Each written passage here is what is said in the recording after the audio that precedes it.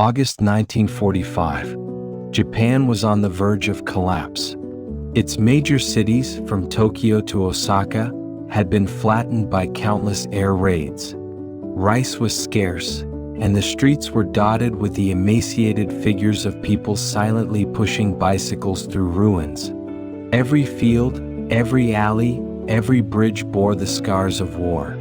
The summer sky was no longer blue, just a smoky gray haze filled with the acrid scent of fire and metal. Yet despite everything, Japan did not surrender. They were not ready to submit, not out of denial, but out of loyalty to the emperor, national pride, and an unwavering belief that the gods would not forsake them. On the other side of the Pacific, the United States held in its hands the most powerful card in the history of warfare, the atomic bomb. After years of development under the secret Manhattan Project, the weapon was ready. Scientists, engineers, and military leaders knew its force could obliterate a city in mere seconds. In the historical timeline we know, that is exactly what happened. On August 6, 1945, the little boy bomb leveled Hiroshima. 3 days later, Fat Man devastated Nagasaki. 6 days after that, Japan surrendered unconditionally. The war was over. But in this timeline, it didn't happen. Just hours before the Enola Gay was set to take off, a tremor of hesitation rippled through the American High Command. President Truman, the man with the ultimate authority, wavered. Not because he doubted the weapon's effectiveness, but because he understood the cost. His advisors were divided. Some urged a swift and decisive end to the war at any cost, while others warned of humanitarian catastrophe and moral collapse. On August 5, in a closed-door meeting, General Dwight D. Eisenhower voiced his opposition. He argued that Japan was already defeated. "Dropping this bomb won't prove our strength," he said. "It will stain our conscience." Secretary of War Henry Stimson, meanwhile, warned of Soviet opportunism if the war dragged on. And as opinions clashed, Truman simply didn't sign. The mission was delayed. The bomb was never dropped. The Enola Gay returned to base. The sealed crates remained untouched in a hangar on Tinian. Almost no one knew. But the dominoes had already begun to fall. American air forces reverted to conventional bombings. Pacific Command prepared for Plan B, Operation Downfall, the largest amphibious invasion in human history. Somehow, Japan sensed something was off. For weeks, the skies that had thundered with explosions went strangely quiet. B-29s flew fewer sorties. Tokyo, Kyoto, and Osaka braced for the unexpected. Rumors spread through the military. America was stalling. Some believed it was a sign of negotiation. Others, more wary, suspected a greater storm on the horizon. In the backstreets of Hiroshima and Nagasaki, families began reinforcing homes, digging trenches, stockpiling dried rice and rainwater. In Kyoto, cultural relics and ancient scrolls were quietly evacuated to mountaintop temples. Tokyo braced for the worst. Defensive units were redeployed, anti-aircraft batteries reloaded, and civilians trained with sharpened bamboo poles and homemade explosives. Across the ocean, American generals wrestled with a looming nightmare. Operation Downfall would begin with an assault on Kyushu, then move north to Honshu, Tokyo itself. Estimates projected over 1 million casualties. Everyone knew the stakes. This would be no swift victory. It would be a war of attrition, trench by trench, city by city. A hell they had tried to avoid with the bomb. In those humid, breathless days of summer, while the world held its breath, history hesitated. There was no flash over Hiroshima, no mushroom cloud above Nagasaki. But the future, uncertain and reshaped, was already unfolding. As the clocks ticked into September 1945, Operation Downfall shifted into motion. In ports across Saipan, Guam, and Okinawa, The Pacific began to stir like a giant beast preparing to strike. Hundreds of warships, landing crafts, supply vessels, and hospital ships gathered in formation.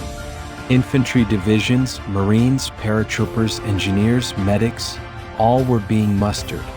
At airstrips hastily carved from coral and dust, squadrons of bombers, fighters, and cargo planes assembled, preparing for the largest amphibious invasion ever planned. The first phase, Operation Olympic, targeted Kyushu, Japan's southernmost main island. The landing date, November 1, 1945. Kyushu's rugged terrain and jagged coastline made it a logistical nightmare, but its strategic value was undeniable. Whoever controlled Kyushu controlled the pathway to Honshu and to Tokyo. But the Japanese military anticipated this. With a sudden and chilling clarity, they consolidated what remained of their forces for a last stand. With the atomic threat seemingly gone, their resolve hardened. Veteran troops were pulled back from China. Officers who'd survived Saipan and Iwo Jima were reassigned to lead suicide units. Within weeks, over 900 aircraft were redeployed to makeshift runways, ready for kamikaze strikes. Workshops in Nagoya and Kyoto churned out rifles, grenades, and homemade explosives around the clock.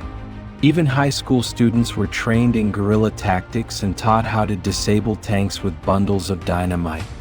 Deep beneath Tokyo, military leaders constructed intricate wooden models of Kyushu's coastline.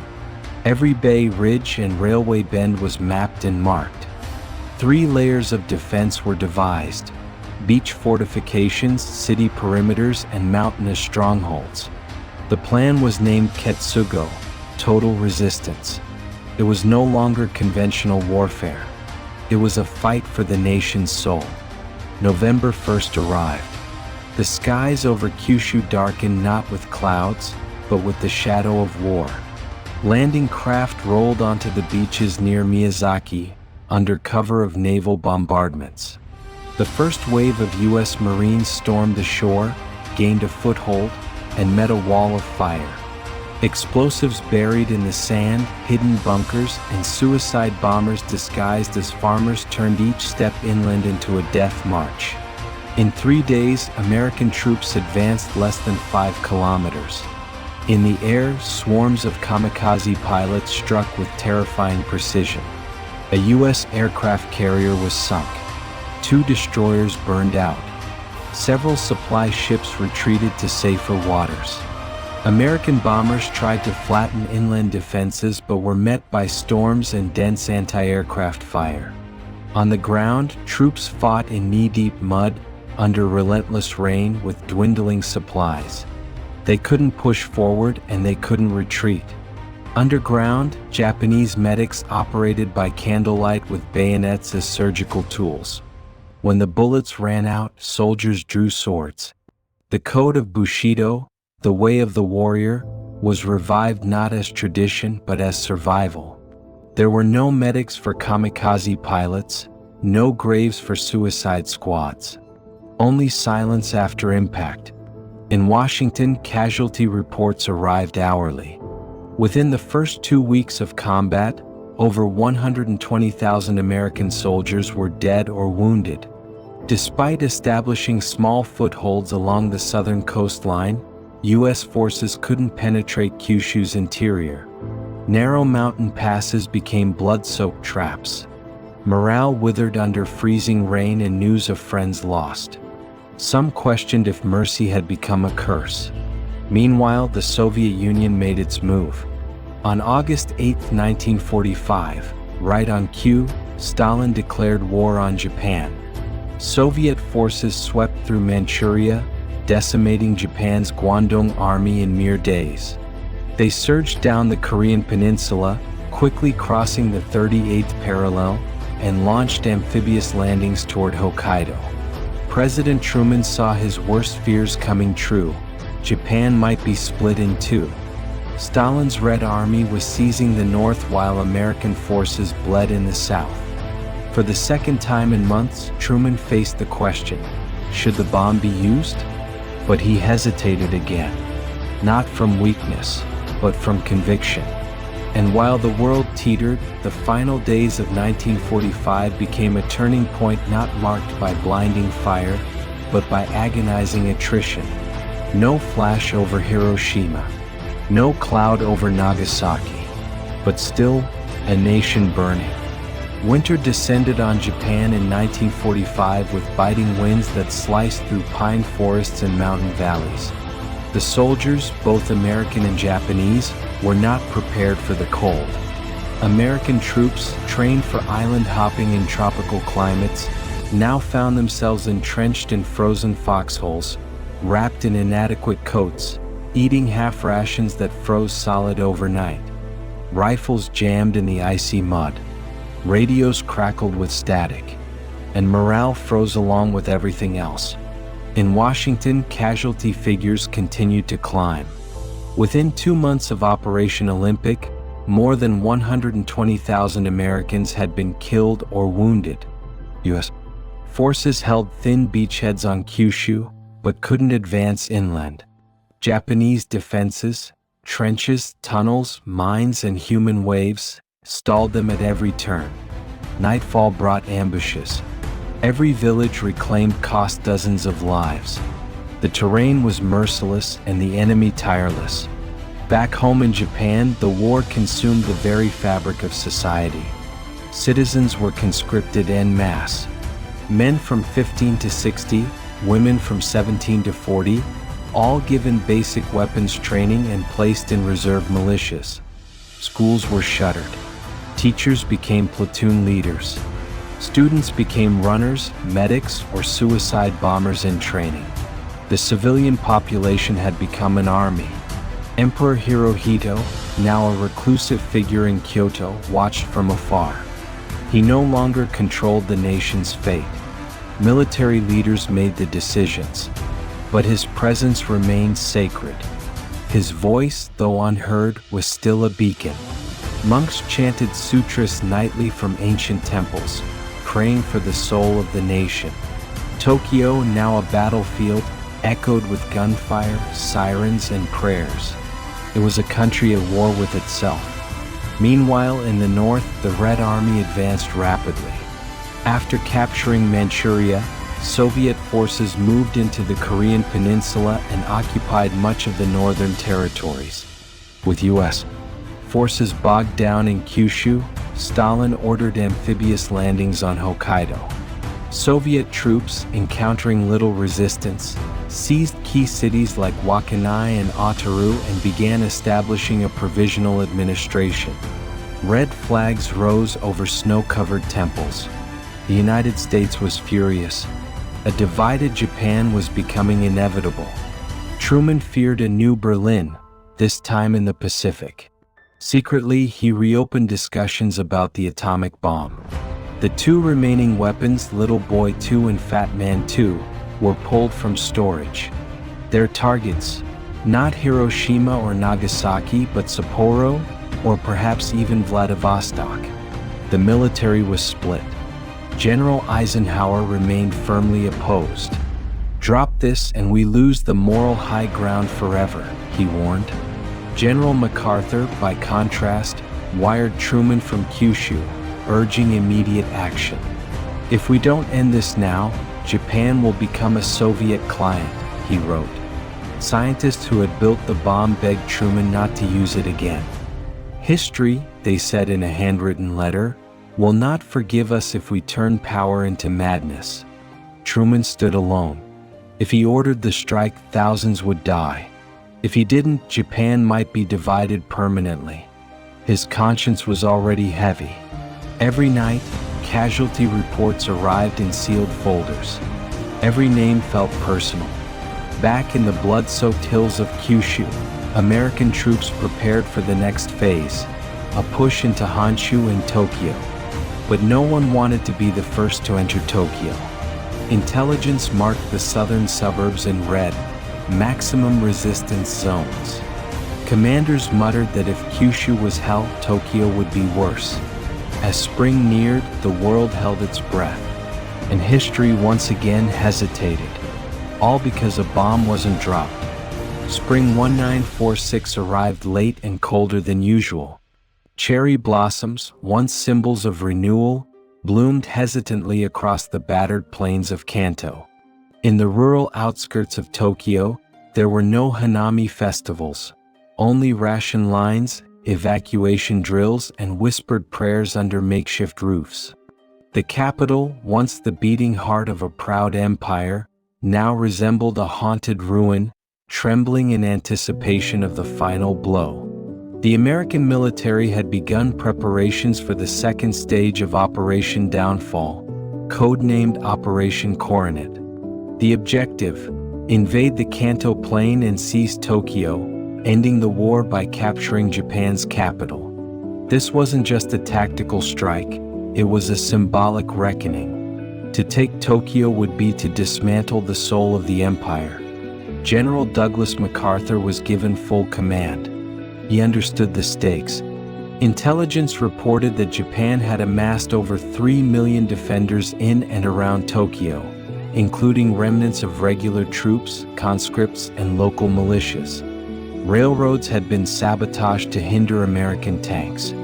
Wooden homes were laced with explosives, ready to become urban death traps.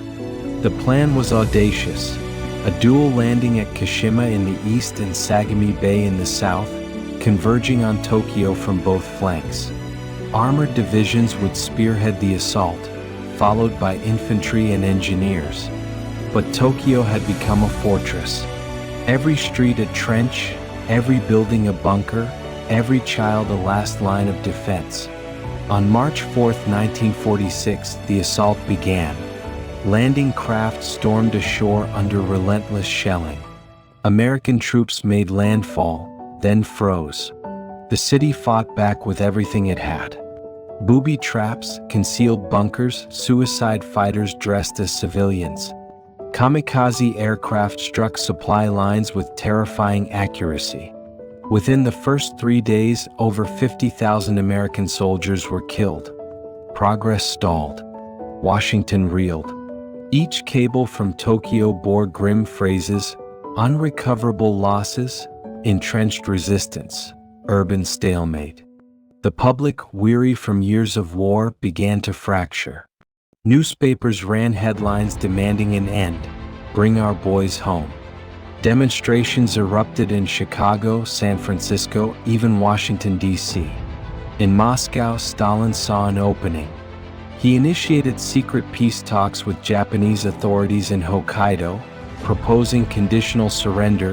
Japan would keep the emperor, avoid Western occupation, and adopt a policy of neutrality. Desperate and disillusioned, some Japanese officials agreed to meet. When Tokyo caught wind of the negotiations, outrage exploded. Military leaders labeled the Hokkaido envoys traitors. But among civilians, especially those in ruins and hunger, the idea of peace, any peace, spread like wildfire. They had seen enough death. MacArthur's forces, meanwhile, inched closer to the imperial palace, block by block, temple by temple. Hospitals ran out of morphine. Medics used liquor and bamboo splints. Civilians clung to hope as walls collapsed around them. "We can take Tokyo," MacArthur told his aides, "but there will be no Tokyo left to take." Then, in a hidden compound in Kyoto, Emperor Hirohito prepared to make the most consequential decision of his life. He had written a surrender statement weeks earlier, but had no way to deliver it. Now, with the city burning, he dispatched an emissary to MacArthur's camp in Yokosuka, a move without precedent. He offered unconditional surrender with one request: retain the emperor as a symbol, not a sovereign. In exchange, all Japanese forces would stand down immediately. MacArthur read the document in silence. After months of slaughter, here was the chance to end it all, not with a bomb but with words. That night, for the second time in Japanese history, Hirohito's voice filled the airwaves. His tone was solemn, slow, almost ghostly. He spoke not of glory but of survival. "I no longer wish for Japan to win," he said. I only wish for Japan to endure." Across the country, millions wept, not in defeat but in release. For the first time in years, the guns began to fall silent. As April wrapped the Japanese land in a mist heavy with the stench of gunpowder, Tokyo was no longer a capital. The city had lost all distinction between front lines and rear bases. Buildings that once stood as symbols of modernity now lay in rubble.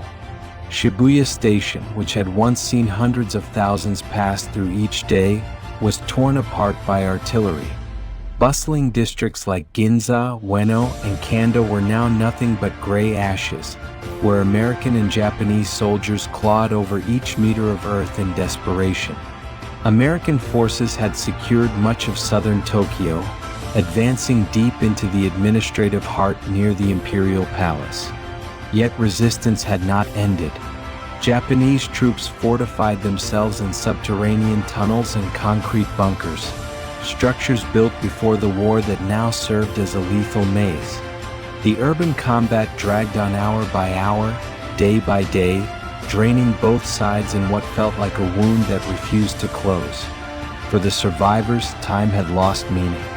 A day could feel like a lifetime or a flicker. Gunfire, explosions, and the cries of the wounded became the only remaining sounds. Field hospitals set up in temples, schools, and shrines overflowed. Doctors could only triage who might survive and who must be left behind. Without morphine, they diluted industrial alcohol. Without bandages, they tore shirts from the dead. Behind the lines, American troops began whispering among themselves about the cost of mercy. They didn't blame their commanders, but they murmured doubts about the decision not to drop the bomb. Some wrote in their journals, calling Operation Coronet a hell built out of principle. They still believed in victory, but no longer in the meaning of that victory. More and more began to wonder, if this was how the war ended, would anyone be left to celebrate? In Hawaii, Pacific Command sent a special report to the White House. The organized fighting capacity of the Japanese military is rapidly deteriorating, but individual resistance remains fierce. They will fight until nothing is left but ashes. MacArthur added a chilling line, "Every day we delay ending this war, another Japanese city disappears, not because of an atomic bomb, but because we've run out of hope." In Moscow, Stalin examined maps with red pins spreading across the archipelago. With full control of Hokkaido secured, Soviet forces began landing along northern Honshu's coast. At first, they met little resistance. Most Japanese forces had already retreated to defend Tokyo. But that changed quickly. As the Red Army approached the city of Niigata, the Japanese counterattacked fiercely. A new front was born, one that neither the US nor the Soviets had anticipated. In the United States, for the first time, the major newspapers splashed one phrase across their front pages: three-way war. Editorials asked, if the Soviets advanced from the north while Americans pressed from the south, would Japan survive as a nation? Or would it be torn apart by two superpowers, leaving no true victor, only debris? As American and Soviet armies inched closer on Japanese soil, Truman's greatest fear loomed: a direct confrontation between the United States and the Soviet Union. Both sides knew a single misfire, a single pulled trigger, could ignite a nuclear war. Secretly, emergency communication lines were opened through neutral diplomats, desperate to avoid a conflict neither wanted. In the shadows of ongoing battle, a fragile dialogue began. Meanwhile, in a darkened room in Kyoto, Emperor Hirohito reread the surrender statement he had penned weeks earlier. He no longer hesitated. For him, the war had ended long ago, only others hadn't realized it yet. But the voice of an emperor no longer carried weight if Tokyo fell and Kyoto stood isolated. For the statement to matter, it had to be heard from the center of power, broadcast to the nation over public radio. And that could only happen if the United States agreed to stop the fighting and to let him speak. He sent a personal envoy to meet with General MacArthur, an unprecedented act, the emperor reaching out to his enemy. The meeting took place in secret in a field hospital near Yokosuka. The envoy carried a handwritten declaration with one condition: Japan would surrender unconditionally, but the emperor would remain as a symbolic figure, a head of state with no real power. In exchange, all Japanese forces across the islands would immediately cease fire and cede control to the Allied forces. MacArthur read the document in silence. After weeks of endless bloodshed, he recognized it for what it was: the last chance to save what remained of Japan, and perhaps the souls of the surviving American troops. He nodded. That evening, Tokyo's news broadcasts went silent. At precisely 8 p.m., the nation heard a voice it had not heard in years, calm, low, as if rising from another world. For only the second time in history, Emperor Hirohito spoke over the radio. He spoke of peace, of stopping the bloodshed to preserve the spirit of Japan. He offered no justification, no apology. He simply said with quiet conviction, "I no longer wish for Japan to win. I only wish for Japan to survive." In that moment, millions of Japanese wept. Not out of defeat, but because, for the first time, they were finally allowed to stop fighting. Hirohito's broadcast spread across Japan like a silent breeze drifting through ashes. In some battle zones, the guns still roared, the mortars still thundered, but cracks began to show. Entire Japanese units quietly retreated.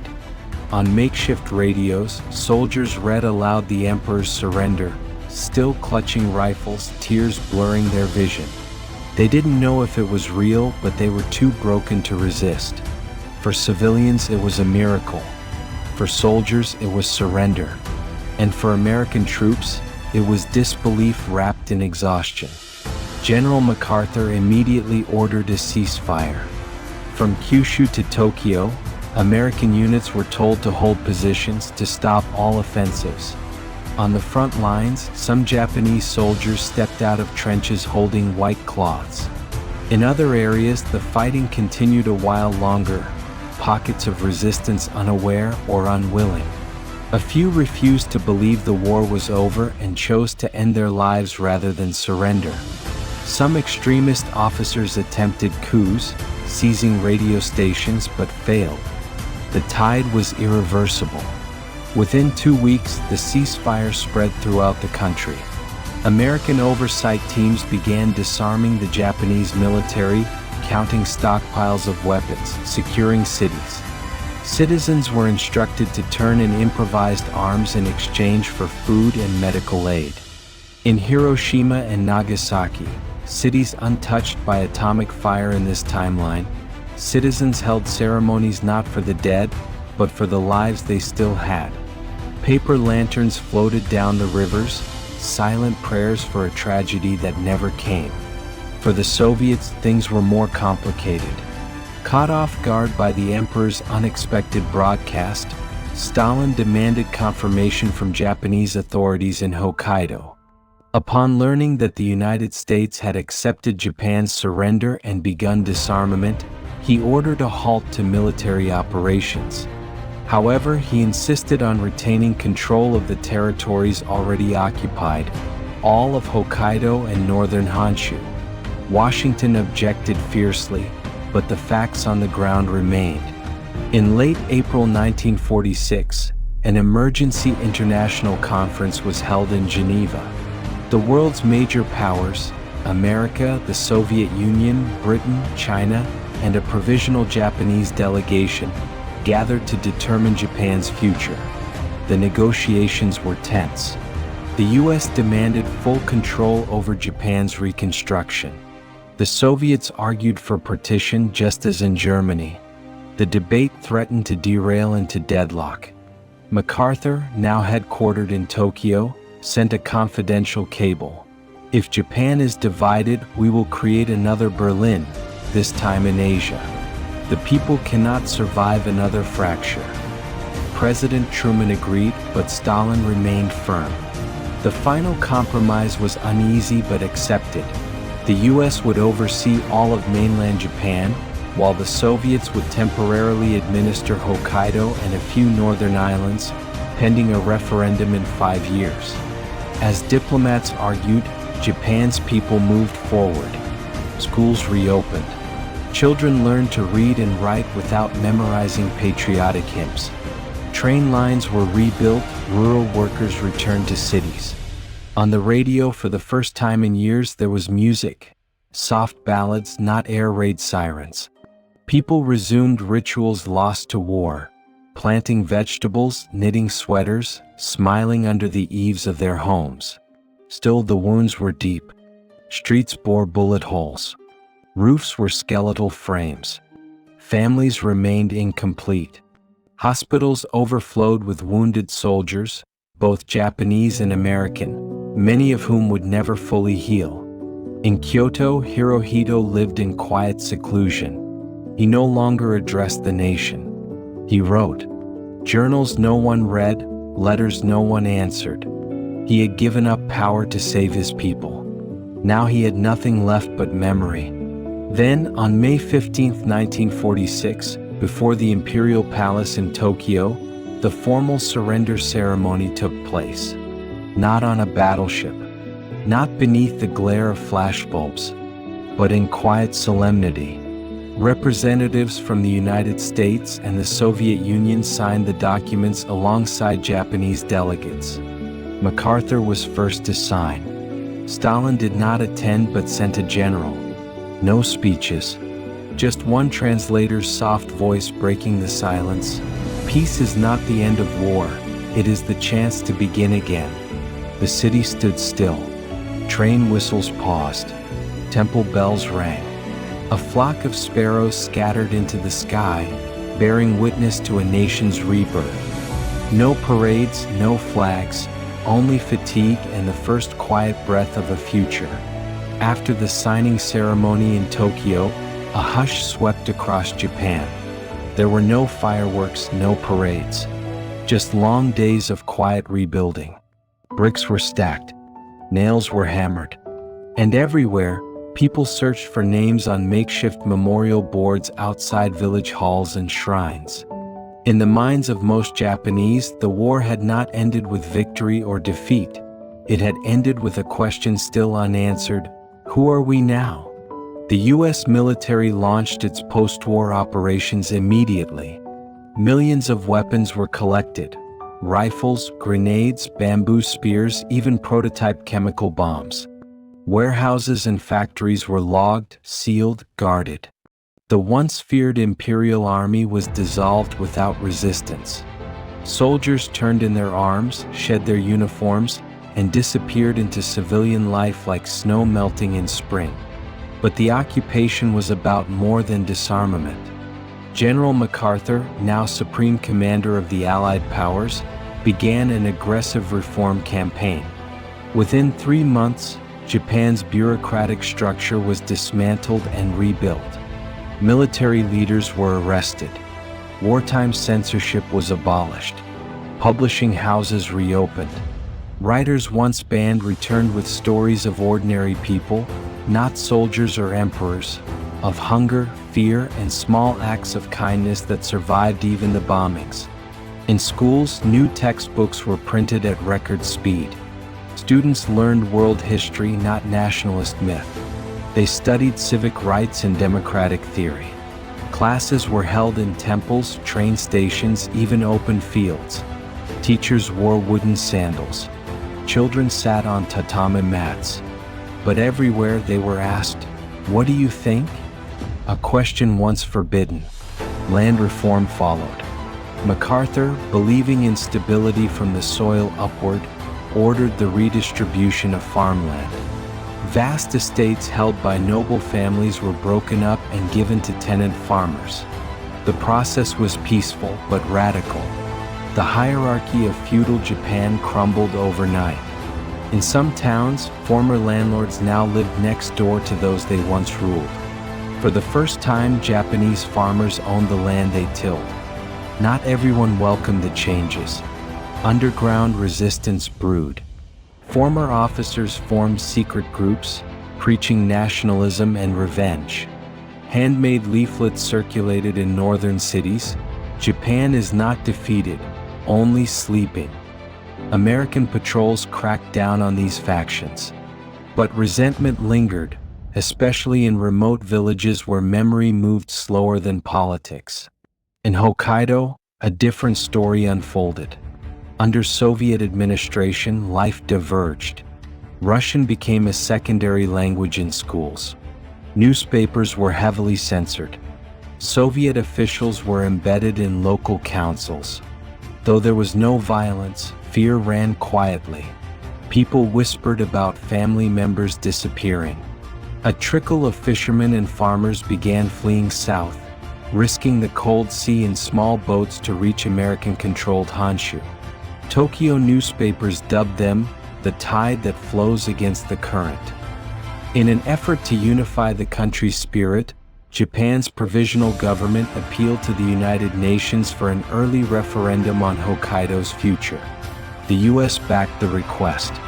Moscow rejected it. Not yet stabilized, they claimed. The standoff persisted. Thus began the cold divide of post-war Japan, a silent wall between Tokyo's rebirth and Sapporo's stasis. Meanwhile, in American military camps, soldiers began rotating home. They carried photographs of smiling Japanese children, letters written in broken English, and stories of kindness they hadn't expected. Some who once hated their enemy now said softly, "They're just people." And so, without treaties or declarations, a quiet friendship took root. Temples, shrines, and churches held joint ceremonies praying not for victory but for peace. In the blend of Buddhist chants, Shinto rituals, and Christian hymns, one message echoed, "Let no one else die for someone else's choice." Peace, once an abstraction, now lived in the sound of street vendors calling, children's laughter echoing, and haiku read beside the Sumida River. In August 1946, Tokyo's largest newspaper ran a simple headline, "Today the sun rose as usual." Beneath it, a photograph of Emperor Hirohito standing alone before an ancient shrine. No crown, no banners, just hands clasped in silence. The image spread across the world not as propaganda, but as a symbol of a nation bowed, not in submission but in survival. From that moment, Japan turned a new page. There were no nuclear shadows. No cities turned to ash in an instant. But the scars ran deep and the lessons deeper. Japan had passed through fire, not from the sky but from within, and emerged not unscathed but unbroken. Time moved on, and by 1947, Japan stood on trembling legs, its spirit scarred but upright. The ruins still whispered stories of fire, but new structures began to rise. Houses, schools, railways. Life returned not in sweeping declarations, but in quiet persistence. A mother hanging laundry again, a child chasing a butterfly across cracked stone, a shopkeeper restocking shelves with care. Survival had not been promised. It had been earned. That year, local councils were formed through popular vote. For the first time, the Japanese people elected their own representatives. Voting booths were set up in temples, schoolhouses, and shrines. Women, who once were barred from politics, not only cast ballots but ran for office. In Osaka, a young female candidate stood in the rain and declared, "For the first time, I do not speak for someone else. I speak for myself." Her words appeared on every newspaper's front page, a quiet revolution in ink and voice. Simultaneously, Japan's new constitution was drafted under the guidance of American legal advisors and Japanese reformers. Its most controversial clause, Article 9, it declared that Japan renounced the right to wage war or maintain a standing military. Some saw it as a noble pledge to peace. others as a final surrender of national pride. The emperor, once divine, was now a ceremonial figure, an icon of unity, not authority. The throne remained, but the power it once carried had been buried with the war. Globally, Cold War tensions rose. The Iron Curtain fell across Europe. The Berlin blockade loomed. In Korea, the 38th parallel hardened into a boundary of ideology. In this landscape, Japan became an unexpected neutral ground, a country rearming its economy, not its army. The Soviet presence in Hokkaido became a point of contention. The promised referendum to return the island to Japan was delayed. Moscow cited instability. Tokyo protested. Washington watched. Culture bloomed in this uncertain peace. Poets emerged with works steeped in stillness and reflection. Artists painted not emperors but grieving mothers. Jazz and blues played in Kyoto cafes. American records and Japanese flutes wove together in alleyway concerts. A new generation of writers asked not what is Japan, but what does it mean to begin again? At the same time, relationships began to form between Japanese civilians and American soldiers. In cities like Fukuoka and Yokohama, children with mixed features began to appear, soft brown eyes and straight black hair, born of quiet love and uncertain futures. These children, at first invisible, slowly became bridges between two peoples who had once sworn to destroy each other. Still, resentment lingered in rural Japan. In small towns, old men turned their backs on American patrols. Some restaurants posted signs reading, "No foreigners served." The war was over, but its echo clung to the soil. Meanwhile, in Kyoto, Emperor Hirohito maintained his silence. He rarely appeared in public. When he did, it was without spectacle. No speeches, no declarations, just a bowed head. He had traded his divine status for his nation's survival. Now he lived not as a ruler, but as a witness. In his garden he wrote diaries that would one day tell a story only he could fully grasp. In Tokyo, war crimes trials began. Generals once feared across Asia now stood before tribunals. Names like Tojo, Itagaki, and Matsui faced charges of genocide, torture, and human experimentation. For many Japanese, the trials were confusing. Some believed the men had protected the country. Others wanted justice. Internationally, questions also arose. If the victors had lost, some asked, would they be here instead? The courtroom echoed not only with facts, but with ghosts. Through it all, Japan did not collapse. It debated, it grieved, it rebuilt. It looked at itself not with shame or pride, but with honesty. And in that reflection, it found something rare, the chance to define itself not by conquest or defeat, but by its refusal to disappear. A nation unbombed, but not unscarred. In 1948, 3 years after the bomb that never fell, Japan had begun to truly change. The cities no longer smoldered. Streets were alive with color. Wooden houses, small and sturdy, rose between scorched steel frames. Laughter returned to parks. It wasn't a miracle. It was labor, persistence, and something else. The collective will to remain human after all that had happened. That May, Japan's new constitution came into full effect. The emperor was officially stripped of political power, his role reduced to that of a national symbol. The people for the first time were sovereign. In the inaugural session of the new Diet, a young woman from Osaka stood up and said, "Today I speak for no one but myself." Her voice echoed beyond politics. It echoed into a new national identity. But while the political structure solidified, the soul of the country still trembled. In the north, Hokkaido was drifting away. Under Soviet control, it had grown distant and quiet. Tokyo could not reach its citizens there. Letters were censored, travel restricted, and phone calls mysteriously dropped. A curtain, invisible but dense, was slowly being drawn across the Tsugaru Strait. Just like Berlin, just like Korea. Within Hokkaido, the longing for reunification simmered. Though the Soviets built schools and clinics, and introduced Russian alongside Japanese in classrooms, the cultural disconnect deepened. More and more families began fleeing by night on fishing boats, risking the frigid sea to reach American-controlled Honshu. Tokyo newspapers called them the tide flowing against the current. In response, Japan's provisional government called on the United Nations to hold the referendum on Hokkaido's status earlier than planned. The United States agreed. Moscow refused. Unstable conditions, they claimed. And so the fracture endured, a silent scar stretching from Sapporo to Tokyo. Meanwhile, American culture crept into everyday life.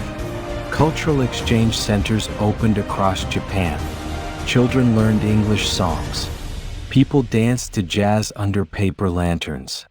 In Kyoto, cafes played both Mozart and Glenn Miller. In alleys, Japanese flutes harmonized with American swing.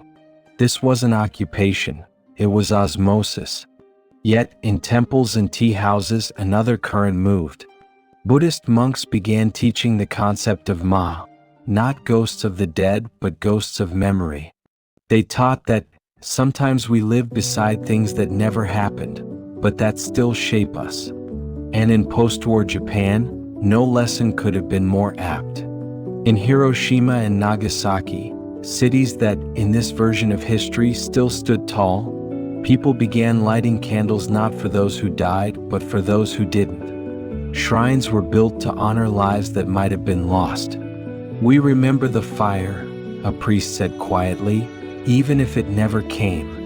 Academics began to debate the value of the what if. If the bomb had fallen, would the war have ended sooner? Would Japan still have become a democracy? Would the trauma have been shorter or eternal? These weren't political questions, they were ethical ones. Not aimed at judgment, but at understanding how fragile the world had been and still was. For the United States, Japan became an unexpected mirror. The soldiers who stayed began to change. They no longer referred to Japan as a defeated nation. Instead, they spoke of kindness, resilience, and tea shared after a day of hard work. They wrote home about children who offered candy to strangers, about elders who bowed deeply, not in fear, but in gratitude. A general, once an advocate for using the bomb, testified before the U.S. Senate, "We didn't drop it. That, more than anything, made us human again." Back in Japan, silence remained sacred. People didn't talk about the war over dinner. But candles were lit on home altars each night, not for ancestors lost, but for futures preserved. To remember not only what had been, but what could have been.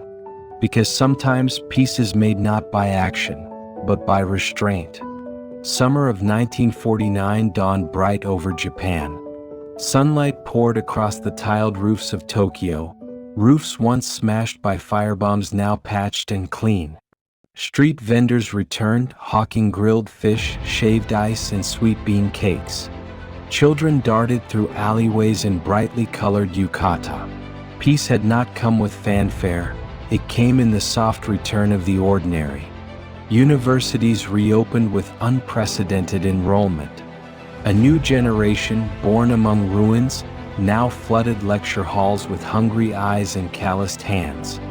Philosophy, literature, history, and international law filled the blackboards. But most striking of all was the presence of women, in classrooms, behind podiums, in student unions. Voices once silenced now rang with conviction and curiosity. The war had burned down the old structures. These women were building something new atop the ashes. Meanwhile, the 5-year Soviet stewardship of Hokkaido was nearing its end. The long-delayed referendum had been scheduled. For weeks, Japanese citizens lined up across the island, quiet, determined, draped in scarves and heavy coats. The question was simple: Should Hokkaido reunify with the rest of Japan, or remain separate under Soviet governance? The answer was overwhelming. 91% voted for reunification, not out of hatred for the Soviets, but from a yearning for belonging. Cultural roots, shared rituals, family ties, none could be severed by ideology. Moscow bristled, but ultimately honored the vote. Soviet troops packed their bags. Trains departed. The last ship left WWII under a gray sky, the red flag coming down for the final time. That autumn, for the first time since 1945, Japan was whole. Yet unity did not mean forgetting. Hokkaido bore new wounds. Families once divided would take years to heal. In Tokyo, bells rang and flags rose, but the celebration was subdued. Peace in Japan wasn't defined by cheers, it was defined by breath. Steady, enduring, unbroken. The arts captured this sentiment. Filmmakers turned their lenses to ordinary people. The shopkeeper, the seamstress, the student, not generals. In Osaka and Yokohama, theaters filled with quiet stories. A young man rebuilding his father's shop, a widow learning to laugh again. Audiences didn't seek spectacle. They sought recognition. A mirror of resilience. Japan returned to the international stage cautiously. Observers from Tokyo attended trade summits, education conferences, art exhibitions. Not as a former empire seeking redemption, but as a survivor with something to share. At the United Nations, a Japanese delegate said softly, "We return not with banners or claims, but with an invitation to begin again." Back home, U.S. forces continued their drawdown. Bases shrank. Barracks emptied. Some facilities were converted into community centers, universities, or parks. In a quiet ceremony, General MacArthur stepped down. At his farewell, he bowed to the Japanese flag and said, "We didn't drop the bomb. And because of that, you still have a homeland to love." The words rippled through the nation. Simple, human, true. That same week, a small AM radio station in Nagano aired a late-night broadcast titled "A Dream That Didn't Explode." The host spoke gently, slowly, as if afraid to wake someone. She told the story of a bomb never released, of a city never destroyed, of a country that had endured not because of its might, but because someone had paused. No dramatic music. No applause. Just silence and the sound of breath. Thousands listened. No one spoke. No one needed to. The program ended with the soft turn of a page. History is usually told through what did happen. The battles fought, the treaties signed, the speeches remembered. But there are pages that remain unwritten, quiet moments that pass without explosion or fire. These moments, though invisible, shape the world just the same. They exist in the space between a decision made and one not taken. And sometimes that space is where the world is saved. The story of a Japan not struck by atomic bombs is one such unwritten chapter. There was no mushroom cloud over Hiroshima. No instant annihilation in Nagasaki. But neither was there a swift conclusion. Instead, there was struggle, months of agony, attrition, and choices that tested the very soul of nations. Peace came not as a flash of victory, but as a slow, fragile understanding. It emerged from hesitation, from voices that spoke not with certainty, but with conscience. Perhaps there is no harder choice than the right one made too late. But perhaps, too, there is no greater act of humanity than restraint. A single decision, one not made in fire but in doubt, allowed a nation to rise again. To fall to its knees, yes, but also to stand on its own feet and write its future with its own hands. Sometimes the most powerful part of history is the silence that follows what could have been. And in that silence, generations are born. They laugh, they argue, they learn. And they remember not just the tragedies that were, but the ones that were narrowly avoided. Because to imagine the world otherwise is not fantasy. It's a form of gratitude, a reminder that our worst paths are not always the ones we must follow. See you in the next episodes.